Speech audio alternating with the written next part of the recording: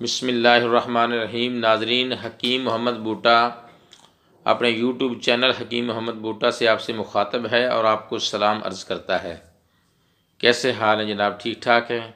अल्लाह ताला आप पर करोड़ों रहमतें नाज़िल फ़रमाए। अल्लाह ताला आपको सेहत कामिला अता फ़रमाए।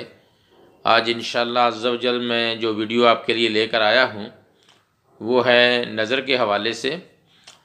जब नज़र कमज़ोर होनी शुरू हो जाती है तो ऐनक लग जाती है। तो आज मैं ऐसा आपको नुस्खा बताने जा रहा हूँ जिससे आपकी इंशाअल्लाह अज़्ज़ा व जल ऐनक के नंबर कम हो जाएंगे और आपकी नज़र तेज़ हो जाएगी और आपका हाफ़ज़ा भी तेज़ हो जाएगा इंशाअल्लाह अज़्ज़ा व जल। इससे पहले कि आपको वो मैं नुस्खा बताऊँ, आप मेरे यूट्यूब चैनल हकीम मोहम्मद बूटा को सब्सक्राइब कर लें, लाइक करें, शेयर करें और अपनी कीमती आरा से मुझे ज़रूर नवाजें। आते हैं अपने असल टॉपिक की तरफ। अगर आप चाहते हैं कि आपकी ऐनक का नंबर कम हो जाए तो आप रोज़ाना एक गाजर, यानी जब गाजरों का मौसम हो, एक गाजर रोज़ाना साफ़ सुथरी लेकर खा लिया करें तो इंशाअल्लाह अज़्ज़ा व जल हाफिज़ा कवी और बनाई आपकी तेज़ हो जाएगी इससे, और हत्ता के चश्मा के जो नंबर हैं वो इंशाअल्लाह अज़्ज़ा व जल कम होना शुरू हो जाएंगे।